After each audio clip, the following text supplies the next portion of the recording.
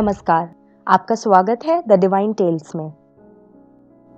हमारे चैनल को सब्सक्राइब करें और बेल आइकन को भी क्लिक करें ताकि हमारे आने वाले वीडियोस को आप सबसे पहले देख सकें। दोस्तों, भगवान कृष्ण ने महाभारत काल में ही कलयुग का विस्तार पूर्वक वर्णन कर दिया था। कलयुग में लोग कैसे होंगे, जीवन कैसे व्यतीत होगा, लोगों का व्यवहार एक दूसरे के प्रति कैसा होगा, यह सब उस काल में ही बताया जा चुका था। यहाँ हम प्रस्तुत करेंगे भगवान कृष्ण द्वारा कलयुग के बारे में बताई गई 5 कड़वी बातें जो आज 100% सच हो रही हैं। महाभारत काल में 5 पांडवों के मन में कलयुग के बारे में जानने की जिज्ञासा थी। उन्होंने एक बार भगवान कृष्ण से पूछा कि कलयुग में मनुष्य कैसा होगा, लोगों के विचार कैसे होंगे और मोक्ष प्राप्ति कैसे होगी। ये प्रश्न सुनकर भगवान कृष्ण ने 5 पांडवों को वन में जाने के लिए कहा और यह भी कहा कि जो कुछ भी तुम वहां देखो मुझे विस्तार में आकर बताना। 5 भाई वन में जाकर वापस आए और भगवान कृष्ण को क्या बताते हैं, चलिए जानते हैं।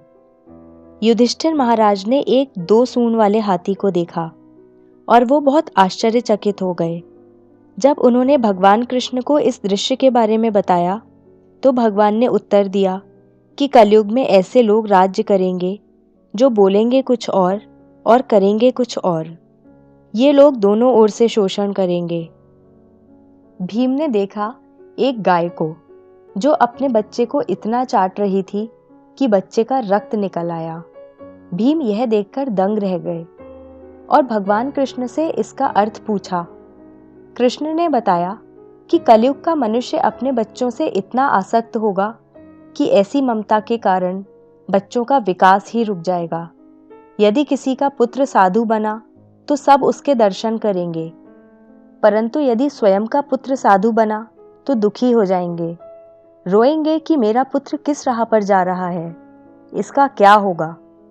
कलयुग में लोग बच्चों को मोह माया और परिवार में ही बांध कर रखेंगे और उसका जीवन वहीं नष्ट हो जाएगा।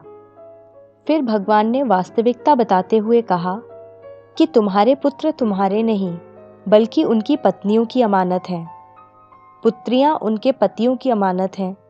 यह शरीर मृत्यु की अमानत है और आत्मा परमात्मा की अमानत है। अर्जुन ने देखा एक पक्षी जिसके पंख पर वेद की ऋचाई लिखी हुई थी, परंतु वो एक मनुष्य का मांस खा रहा था। यह देखकर अर्जुन हैरान हो गए। इस पर भगवान ने बताया कि कलयुग में ऐसे लोग होंगे जिन्हें विद्वान कहा जाएगा, किंतु उनकी मंशा यही होगी कि किसकी जल्दी मृत्यु हो और उसकी संपत्ति को अपना लिया जाए। व्यक्ति का औहदा चाहे कितना भी बड़ा होगा, परंतु उसकी दृष्टि दूसरों की संपत्ति पर ही रहेगी।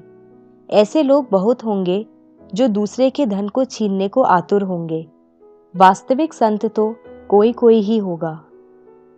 नकुल ने देखा कि एक भारी चट्टान पर्वत से गिरी और बड़े से बड़े वृक्ष भी उसे नहीं रोक पाए, परंतु एक छोटे से पौधे से टकराकर वह चट्टान वहीं रुक गई। इसका अर्थ बताते हुए कृष्ण ने कहा कि कलयुग में मनुष्य की बुद्धि क्षीण होगी, उसका जीवन पतन होगा और इस पतन को धन या सत्ता के वृक्ष रोकने में सक्षम नहीं होंगे, किंतु हरिनाम रूपी एक छोटे से पौधे से मनुष्य का जीवन पतित होने से रुक जाएगा। हरि कीर्तन से मनुष्य की बुद्धि प्रबल होगी। सहदेव ने वन में अनेकों कुएं देखे, जिनमें से केवल बीच का कुआं खाली था, जो कि सबसे गहरा था। कृष्ण ने इसका अर्थ बताया कि कलयुग में धनी व्यक्ति अपने शौक के लिए पुत्री विवाह में, उत्सवों में, बहुतायत में धन खर्च करेंगे, परंतु यदि किसी भूखे को देखेंगे तो उसकी सहायता करने में किसी को कोई रुचि नहीं होगी। इंद्रियों की संतुष्टि, मदिरापान, मांस भक्षण और व्यसन में धन खर्च किया जाएगा। जो लोग ऐसी आदतों से दूर होंगे उन पर कलयुग का नहीं बल्कि परमात्मा का प्रभाव होगा।